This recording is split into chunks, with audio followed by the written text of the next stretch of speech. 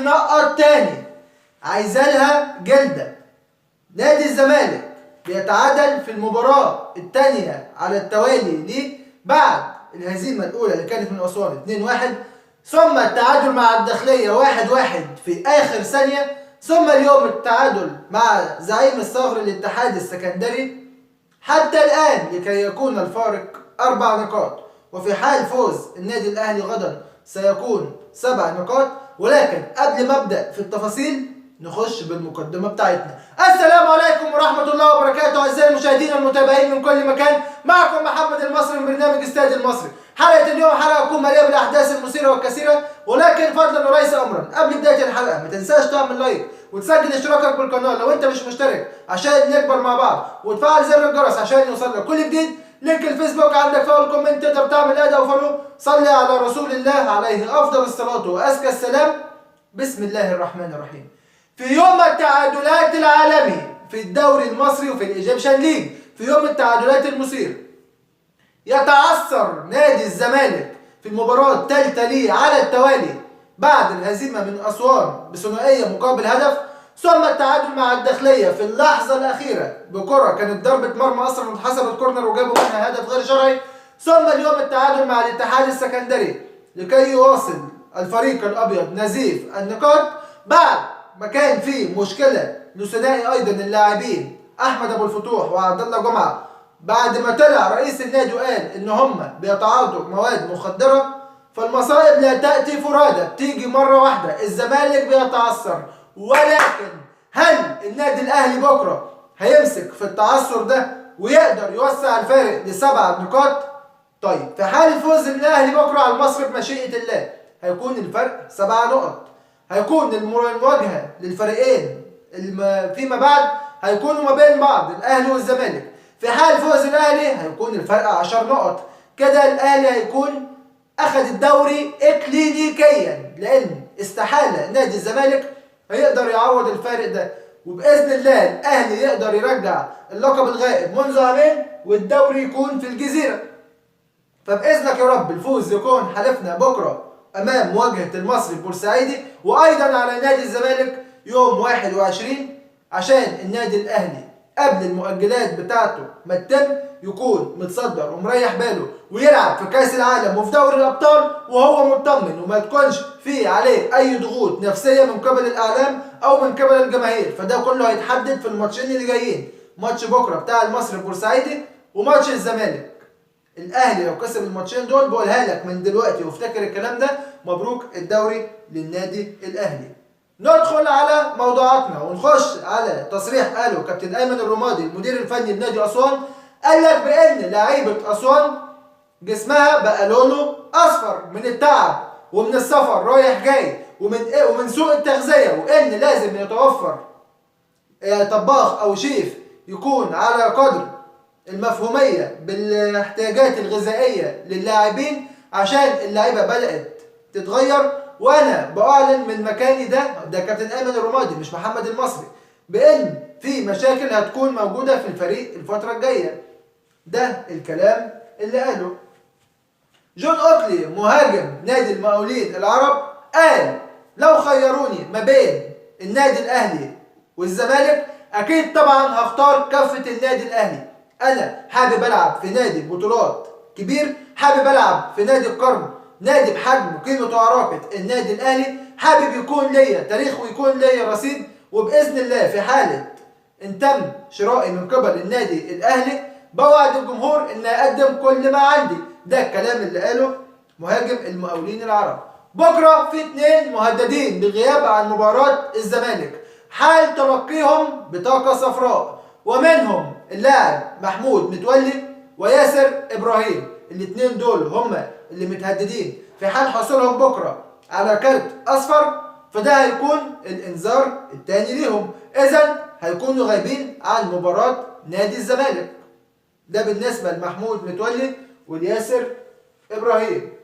الحكم محمد فاروق بيتراجع عن الاستقاله بعد توليه منصب نائب لجنه رئيس الحكام. كنت قلت من كام حلقه فاتت بان الحكم الدولي المعتزل، عشان ما حدش يفتكر انه لسه موجود، دي للناس اللي لسه متابعه جديد كوره وبتتفرج، محمد فاروق كان قدم استقالته بعد ان تم وضعه في دوري القسم الثاني، وهو قال في الوقت اللي فات ده بان ده مش لايق عليا ومش لايق على تاريخي، عشان يجي الاتحاد المصري كنوع من المجامله ليه احتراما لتاريخه وتقديره، يجيبوه كنائب لرئيس اللجنه، نائب لكلاتنبرج.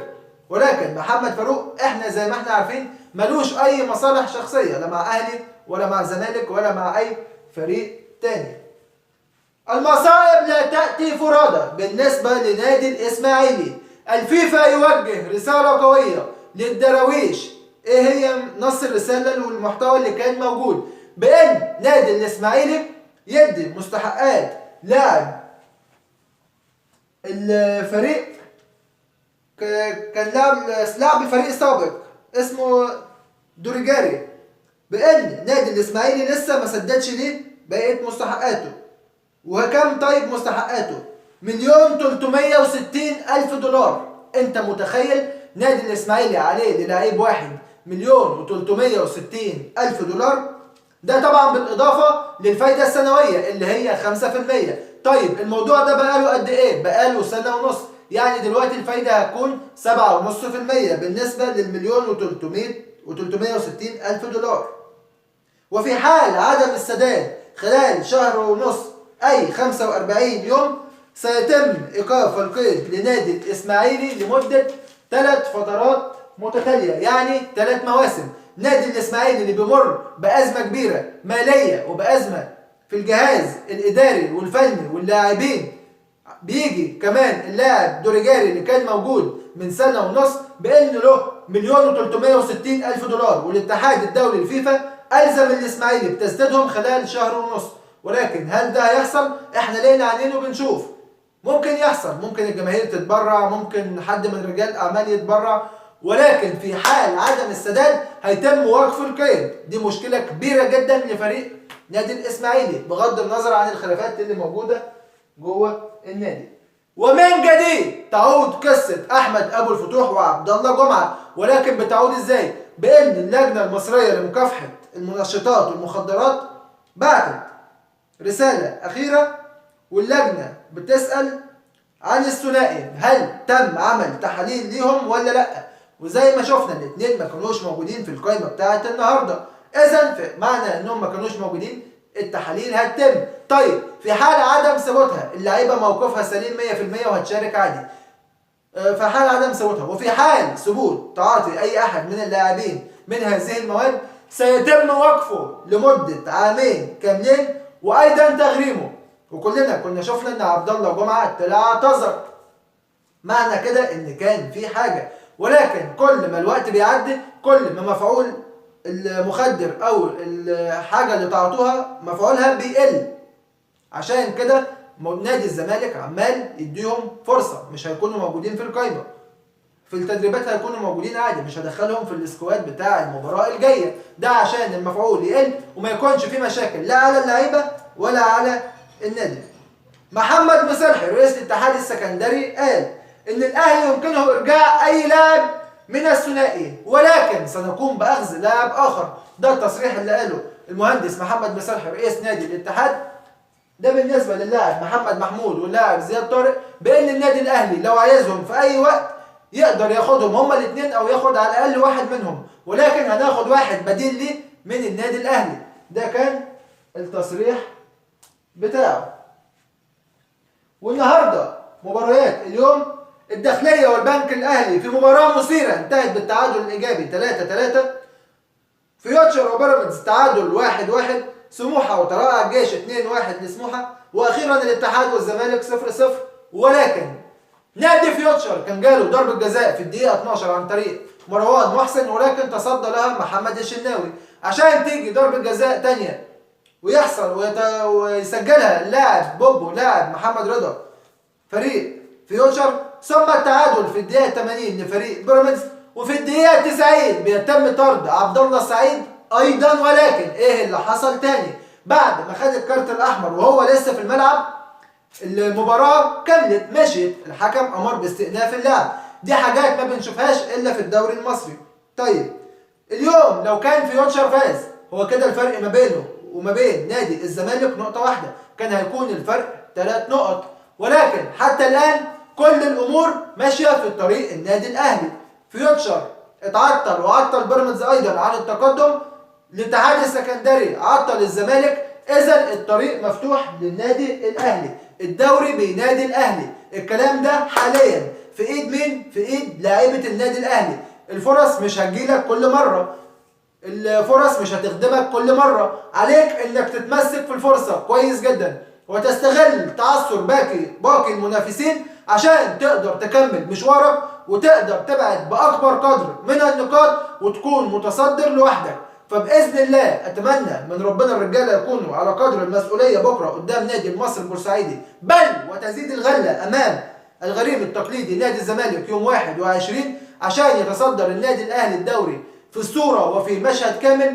وبإذن الله الدوري يرجع الجزيرة بعد ما غاب عننا لسنتين في آخر فترة منذ بداية تشجيع كرة القدم، حاجة أنا ما شفتهاش وأتمنى إن أنا ما أشوفهاش تاني وما بحبهاش. فبإذن الله يا رب كل الدعم لنادينا سواء في بطولة الدوري سواء في الكاس دوري أبطال أفريقيا أو في كاس العالم للأندية. وبكده بكون وصلت لنهاية الحلقة. لو عجبتك ما تنساش تعمل لايك وتسجل اشتراكك بالقناة وتفعل زر الجرس عشان يوصلك كل جديد. لينك الفيسبوك عندك في أول كومنت، تقدر تعمل اد أو فولو. أشكركم والسلام عليكم وإلى اللقاء في حلقة غد إن شاء الله. ولا تنسوا الدعم وكل الدعم لنادينا المفضل نادي القرن النادي الأهلي.